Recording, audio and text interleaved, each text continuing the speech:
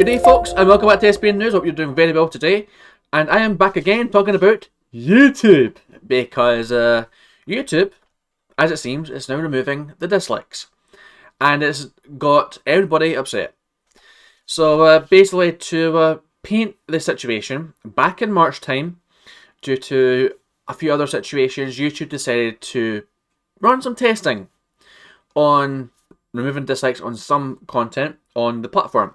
Wasn't going to be permanent, but we now have knowledge right now it's going to be permanent now.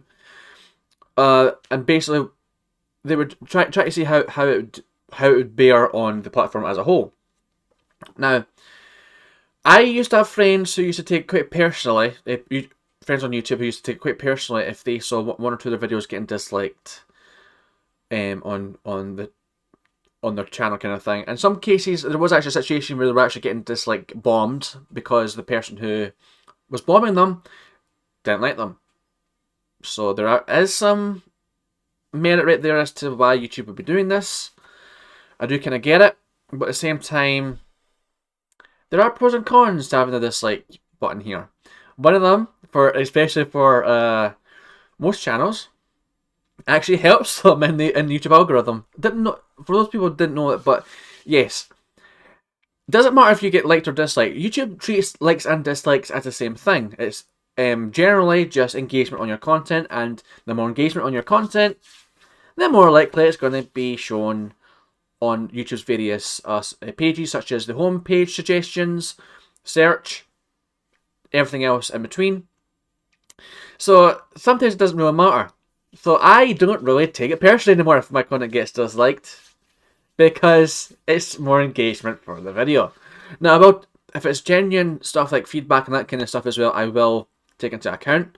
But for the most part, if you want to criticise something that I've done, if you don't think the content I do is good enough, if you think there's suggestions there that I think would be worth improving, I would prefer genuine criticism. Let me know what I'm doing wrong and give me feedback on what I could do better. That is how you genuinely put forward criticism. You don't just say XYZ is bad and then go about your day and expect the person you're giving criticism to take it seriously. That's just that's just my opinion.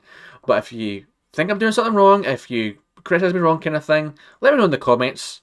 Give feedback. You know, let me know what you dislike. Let me know ideas for how you think I could improve on stuff. Sometimes I'll take it into consideration. Sometimes I might not, but that's just part of the process. But as I say, I don't take it personally if I get disliked anymore, because I know how the dislike and like system works. But here we go. I am going to be taking a look at this whole situation as a whole and just see how people are reacting to this right now. Alright, so we'll jump on to a BBC News article of all things, because yes, I am using the BBC News as a source once again. It says right here, YouTube removing discourages trolls, but unhelpful to users. This is one of those things where I would argue, pick your demons. Because, as I say, on one hand, if you're removing them, it's going to, as far as their experiments have proven, them getting less dislikes, or people getting less dislikes, as well as helping their mental health, also seem to help mitigate dislike bombing action. So it says right here, but also it says right here it's unhelpful to people. So it says right here, YouTube will no longer see how many dislikes a video has got. My voice just broke. The platform says it's made the changes to protect users from dislike bombing as to reduce stress and embarrassment for creators. Dislike bombing is when there is a coordinated attack for people to dislike a video to put off potential viewers. That's another thing as well. If you come across a video on YouTube where there's it doesn't matter what it is. It could be a scam kind of thing. Could be a fake how-to video. It could be a how-to video that just is not helpful in the slightest. And it's people there trying to say, "Oh, do not trust this. Do not trust this video whatsoever." And the thing is, the like and dislike ratio cannot be managed. It cannot be moderated like the YouTube comments can be.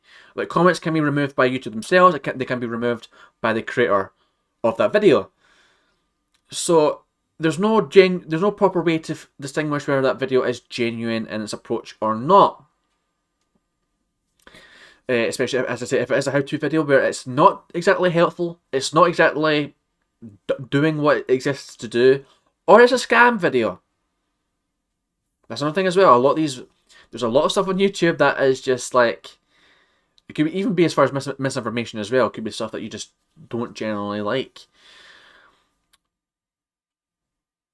YouTube is removing that from YouTube, so it's quite easy for, even then, a lot of channels will have the comment section turned off. I know of a lot of British, very well-known British companies who have channels on YouTube, especially when it comes to broadcasters like ITV. I'm looking at you guys who have their comment section turned off in all their channels for all their TV shows. They've got the main ITV channel. They've got channels for Good Morning Britain. They've got Coronation Street. They've got This Morning and that kind of stuff. The comments are turned off. The only way you can measure whether or not someone is liking or disliking the content is by viewing the like and dislike ratio. There was actually a stance back in the year, back middle of the year, about I think about March or May time, where for whatever reason ITV did actually enable the comment sections and all across the entire YouTube board, which I thought was quite interesting. But they disabled them again. I don't know, maybe it was for an experiment or someone made a mistake when they were uploading videos or something. I don't know. But yeah, that's the only way you can find whether or not people are enjoying a video. But then it can also be quite widespread as well. Like, you can get people who, for various different reasons, they can like a person in the video, they can dislike a person in the video, they can like the content of the video, they can like the subject, they maybe don't like the subject of the video so much, they might like something else, or that kind of stuff. So it's quite vague. Having this is just vague in general. Like, you can't get a good idea of why people are enjoying the video or not. So it's better to comment down below. So comment down below if you find this video interesting or not. I would love to hear that. But that's just me. Support the channel.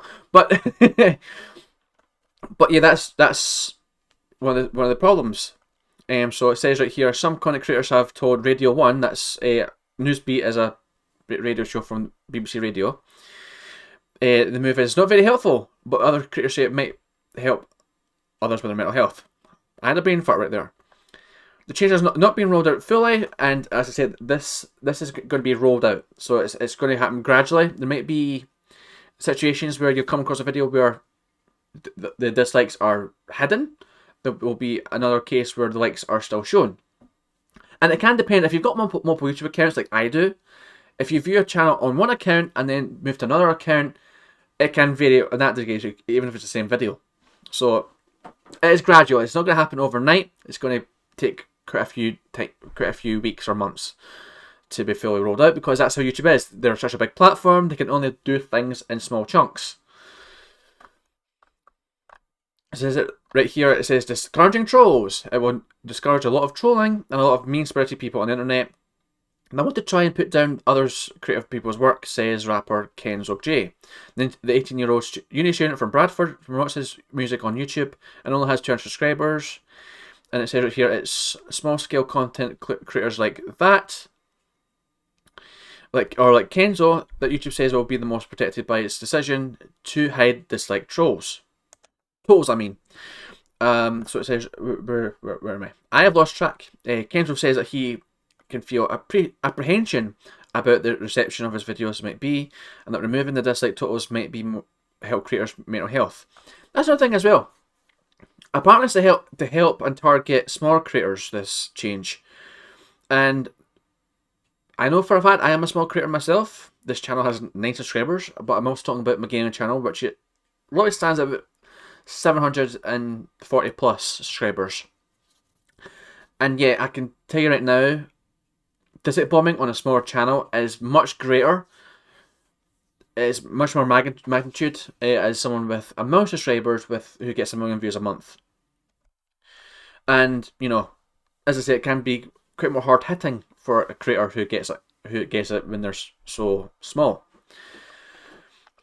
But hang on, what does it say? So you might put your heart and soul into something, and then it doesn't come out the way you want it with the likes or dislikes. That can be disheartening, he says. On my Instagram account, I've taken all the likes off, and it really helps not caring about amount of people who liked it. I am starting my words already, I do apologise. But that's another thing as well. On Instagram and TikTok and those other platforms as well, there's no dislike button at all. It's just a like button, and if you want to talk about whether you agree or disagree with something, you comment it in the comment section of that video on Instagram or TikTok on those summer sites. YouTube tests out hiding the total dislikes from users early in the year and says it's been shown to reduce coordinated attacks by online trolls who work together to rack up huge dislike tallies on people's content, which I thought was quite an interesting little side note. So doing this seems to stop that. And I've known personally with friends who have done this, it also helps the same way. I personally choose not to disable the dislike like and dislike ratio for two reasons. I mentioned this at the start of the video. It helps the channel either way. But I would love to know what people think of the subject of the stuff I'm talking about. I would probably disable the likes and dislikes just so I can enforce people to try and comment how they feel about a subject. But in most cases, I'll just keep them up because it's engagement for the channel. I get a good idea of what people are thinking. And yeah, I like feedback, so I'll keep them up. But I've seen a lot of channels do that, and apparently it doesn't actually help your channel if you do that, because it can actually cause your channel to suffer in the algorithm if they don't get likes and dislikes and that kind of stuff. So, pick your poison. Some people can still see the dislike totals, but YouTube is gradually rolling out the feature, so that's where it stops. So dislike stops clickbait. Another interesting little thing that I've just talked about at the start of the video. Many users have said that they will miss the dislike totals. There are loads of comments saying RIP dislikes on one of YouTube's most disliked videos ever. A clip by YouTube star PewDiePie, who intentionally, I will say intentionally, got 5.6 million dislikes after he called on fans to dislike it. I do believe PewDiePie did that because he actually asked his viewers to dislike the video to run an experiment through YouTube's algorithms. So I think that's the reason why he did that. Chris Burton says he'll miss the totals as they can be really helpful for users to avoid clickbait. You want to immediately know how good the video is before you watch it. The 27-year-old from Hampshire says, a lot of time you can't trust the title or thumbnail. If you see a tutorial video and it's got almost all dislikes, you know it's not going to help. Chris runs the channel Half Asleep Chris, where he takes part in positive projects like litter picking and making giant Lego tracks, which I think is quite interesting. I would love to take a look at that. He says he struggles to see how YouTube's decision to protect him from stress because he can still see the stuff from as a creator. So as I say, you can still see the ratioed content in YouTube dashboard or in the YouTube Studio dashboard. So whether or not this actually does help is meh. Chris says it certainly gets rid of the bullying aspect of this like bombing, but as I don't think that's the way 90% of people use that feature or use the dislike button. He says he's happy with the tools YouTube already provides to stop online bullies, like being able to remove comments, moderate comments and that kind of stuff. Like if there's language using comments, YouTube will automatically ping it to you, say if you want to enable this or not. That's a thing that I think is good about YouTube, is they have the moderation features in place. You can ban certain words in your comment section and they will go up into your the video as a dashboard kind of thing, so you can actually manually review the comments and enable them or not. So that's helpful, excuse me. As well as hiding some, I just burped. Already auto-blocks a lot of hateful comments, which is fantastic. It holds them for review, and if they don't go live unless they manually click them. I just talked about that. As well as hiding some or all comments, creators have pointed out a feature already exists to hide likes and dislikes, which YouTubers can activate if they want to. Some people have questioned whether or not YouTube made the move because the most disliked video ever on the platform happens to be one of their own. YouTube Rewind 2018. If you don't know, YouTube Rewind was that thing that YouTube did it once every year, at the end of every year, where they would put a compilation together of some highlights from the year that happened on the platform, and there's been a span of like 3 years where them trying to do a rewind has not gone over well, to the extent that one of the videos even got ratio to hell, to heavens. If I open it up here, I wonder if it will load up here. Here is the video in question. This is YouTube Rewind 2018, and as you can see right here, as the this like ratio is still open to me, I can still see that it's got 3 million likes and 19 million dislikes. This video was not enjoyed by a lot of people. And that's another reason why people think as well, that's the reason why YouTube is doing this as well, to protect corporations, because another video from a notable organisation, such as Nintendo, also got ratioed to oblivion as well. Especially Nintendo with their Nintendo Switch Online plus expansion pack overview trailer that came out. Now, just as a side rant kind of thing, I do kind of feel as though the naming for some of Nintendo stuff is quite bad, especially this Nintendo Switch Online plus expansion pack. Just rolls off the tongue. But it's right here, 18,000 likes and 182,000 dislikes. And there's a whole bunch of comments talking about how people don't agree with it. But yeah, there was a lot of reasons why people disliked this at the time. Most of the stuff was the fact that the expansion pack was an extra £50 a year, I think it was, or $50 a year. And it did add a lot of interesting stuff to it. It was all just games you can play on other platforms. Like, you can already emulate a lot of games on there. Like, there's a lot of Sonic games, like classic Sonic games, that you can also already play on many other things legally and through emulation. You don't need to worry about this, especially when there's a competing product called Sega Ultimate Collection, which has a lot of the games that are included in the Switch Online expansion pack. As well as that, one interesting feature which Nintendo did add to that was the fact that you could actually play multiplayer online. A lot of the games from like Nintendo 64 console, because there's a lot of N64 games in the expansion pack. It turns out that doesn't run well, because there's a lot of lagging put in place on purpose behind the scenes to allow for people to catch up when they're playing. So it's good that you can play Mario Kart 64 with people overseas. It's not a good thing if one of them lags and the entire game lags because the game's trying to catch up with the other players. Doesn't make for a good experience. So a few reasons why this video was ratioed. Now, Nintendo, as I say, notably keeps their comment section open. But as I say, there's other companies who would disable that. So the only way you can see that people are not exactly in agreement with a video like this is the likes and dislikes. Not to mention, YouTube's own video discussing this change hasn't gone over well either, with 12k dislikes and 103,000 dislikes.